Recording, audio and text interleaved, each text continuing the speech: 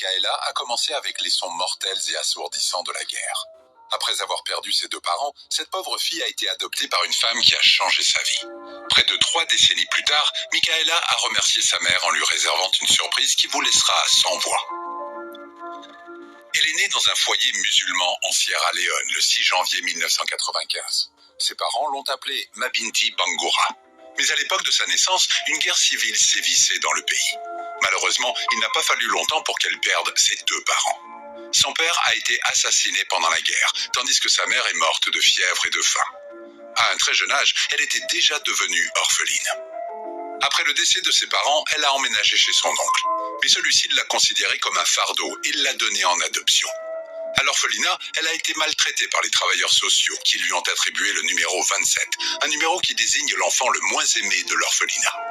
La raison en était son aspect physique. En effet, elle souffrait d'une maladie de peau rare appelée vitiligo, qui provoquait une dépigmentation au niveau de son cou et de son visage.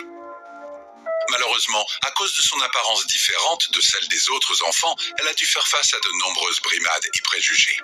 Le personnel de l'orphelinat l'appelait l'enfant du diable. Ils ne faisaient pas attention à elle, ils ne la nourrissaient pas bien. Mais ce n'était pas tout. Ils l'ont également jugée peu attrayante et incapable d'être adoptée. Comme la petite fille n'avait nulle part où aller, elle a dû passer son enfance dans de terribles conditions.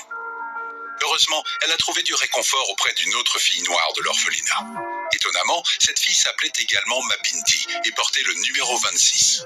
Les 2 Mabinti sont devenues les meilleures amies du monde et elles aimaient être ensemble malgré les brimades des autres enfants et des adultes. Elles aimaient jouer, manger et aller à l'école ensemble. Un jour, alors qu'elles étaient assises à l'extérieur de l'orphelinat, quelque chose de vraiment remarquable s'est produit. Un coup de vent a soufflé un vieux magazine de danse sur le visage de notre Mabinti. Sur la couverture du magazine figurait la photo d'une ballerine à la peau claire qui se tenait sur la pointe des pieds dans un tutu rose. La danseuse semblait si belle et heureuse. La photo a attiré son attention et elle a réalisé qu'emprunter la même voie la rendrait heureuse. Mabinti a donc décidé de devenir une ballerine professionnelle lorsqu'elle atteindrait la majorité. Elle a pris la couverture du magazine et l'a cachée dans son sous-vêtement. Maintenant, elle avait un rêve pour lequel elle pouvait vivre. Mais d'abord, elle a dû faire face à plus de souffrances. Son enseignant préféré a été assassiné par des rebelles et le refuge dans lequel elle vivait a été bombardé. Elle a donc dû marcher plusieurs kilomètres jusqu'au prochain camp de réfugiés. Là, elle est restée avec son ami et d'autres enfants. Bien qu'elle ait vu beaucoup de choses horribles, sa souffrance était sur le point de prendre fin. En 1999, une femme nommée Elaine de Prince est venue à son secours. Cette femme qui vivait dans le New Jersey avait toujours rêvé d'adopter des enfants d'Afrique. En fait, elle n'avait que 10 ans lorsqu'elle a décidé qu'elle allait avoir une grande famille. Une famille constituée d'enfants adoptés ayant besoin d'amour et de soins. Au départ, son mari Charles et elle voulaient simplement adopter l'autre Mabinti, le numéro 26. Mais avant qu'elle ne se rende en Sierra Leone pour adopter la petite fille, quelque chose d'inattendu s'est produit. Un jour, alors qu'elle se reposait chez elle, elle a reçu un appel de l'agence d'adoption qui l'a laissée perplexe. J'ai reçu un appel de l'agence d'adoption. Ils m'ont demandé laquelle des Mabinti je voulais adopter, car il y en avait 2. J'étais surprise, alors j'ai posé plus de questions. Ils m'ont dit que l'autre Mabinti, numéro 27, avait été rejeté par 12 familles à cause de son vitiligo, a expliqué la femme. Cette découverte a brisé le cœur de l'activiste des droits civiques. Sans perdre de temps, elle a pris une énorme décision et a dit à l'agence qu'elle adopterait les 2 Mabinti. Elle n'avait aucun problème avec un enfant qui avait des taches sur le corps. Puis, elle a appelé son mari, qui était en voyage d'affaires, et lui a annoncé qu'elle allait adopter une 2e fille. L'homme a d'abord été surpris, mais il a donné le feu vert à sa femme. Les jours ont passé, et il était enfin temps de ramener les filles africaines à la maison. Un week-end, Elaine s'est rendue à l'orphelinat en Sierra Leone. Quand elle est arrivée, elle s'est rendue compte à quel point Mabinti, numéro 27, doutait d'être adoptée. En la voyant pour la première fois, j'ai failli pleurer. Elle avait l'air si mal nourrie et si malheureuse. Elle était debout dans un coin, les bras croisés. Je pense qu'elle se disait qu'elle allait être rejetée une fois de plus. Je me suis approché d'elle et lui ai tenu les mains. Puis je lui ai dit que j'étais sa nouvelle maman et elle s'est mise à pleurer. Elle n'arrivait pas à croire que quelqu'un était prêt à l'adopter, s'est souvenue Elaine. Après avoir signé tous les papiers nécessaires, elle est rentrée aux États-Unis avec les 2 filles. Toutefois, elle ne pouvait pas avoir 2 filles portant le même nom, car cela aurait rendu les choses difficiles. Elle les a donc renommés Mia Mabinti de Prince et Michaela Mabinti de Prince. Mia était le numéro 26 et Michaela le numéro 27. Depuis le jour où Michaela a été adoptée, sa vie a changé pour le mieux. Parfois, elle ressentait encore la peur du rejet, mais heureusement, ses parents adoptifs lui ont donné tout l'amour et les soins qu'elle n'avait jamais eus.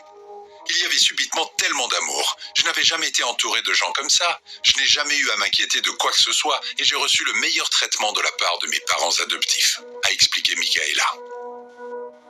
Un soir, après avoir mangé, elle a montré à sa mère adoptive la couverture de magazine qu'elle chérissait. Puis, elle lui a dit qu'elle voulait avoir des chaussures pointues, comme celles que portait la ballerine. Elaine a été agréablement surprise par son souhait et elle lui a promis qu'un jour, elle aussi danserait. Heureusement, elle a tenu sa parole. Quelques semaines plus tard, elle a inscrit la jeune fille et sa sœur Mia à des cours de danse classique. Michaela a pris les leçons très au sérieux. Après tout, c'était son rêve d'enfant de devenir une ballerine. Quelques années ont passé et elle a commencé à s'adapter à sa nouvelle vie.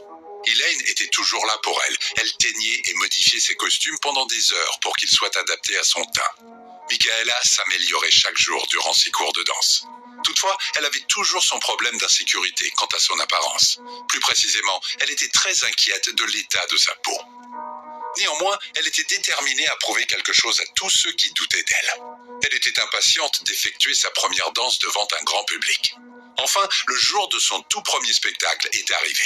Après s'être habillée, Michaela a couru vers sa mère adoptive, qui était assise dans le public. « Maman, tu vois les taches sur mon corps ?» a-t-elle demandé, inquiète. Elaine a souri et a dit à sa fille qu'elle ne voyait pas vraiment. Elle lui a dit que les taches ressemblaient à de la poussière de fée. Soulagée par les paroles de sa mère, elle a répondu « Oh super, maintenant je peux être une ballerine professionnelle ». Heureusement, son spectacle s'est très bien passé ce jour-là. Les mois ont passé et elle est devenue plus à l'aise avec son corps. À 17 ans, elle est devenue la plus jeune danseuse de ballet à se produire au Theatre of Harlem à New York. Un an plus tard, la jeune fille originaire de Sierra Leone a été recrutée par le prestigieux Dutch National Ballet. Bien qu'elle fût encore une adolescente, elle était désormais capable de se prendre en charge. Au fil des ans, Michaela a commencé à danser en tant que soliste. À 22 ans, elle est devenue l'une des ballerines les mieux classées de la compagnie. Elle était ravie que son rêve de devenir une ballerine professionnelle soit enfin devenu une réalité. Toutefois, cela ne s'est pas fait sans combat. Elle a dû travailler dur, mais ses résultats valaient vraiment tout le temps et toute la peine qu'elle s'était donnée. À ce stade, elle était recherchée par les meilleures entreprises et professionnels à travers le monde. Michaela a connu un tel succès qu'elle est même apparue dans les clips de Madonna et de Beyoncé. Elle n'arrivait pas à croire à quel point elle était devenue riche et influente. Un soir, elle s'est assise sur un canapé et a réfléchi au chemin parcouru. Il lui a fallu 27 ans de sa vie pour en arriver là, et elle a réalisé que tous ses rêves n'auraient pas été possibles sans Elaine.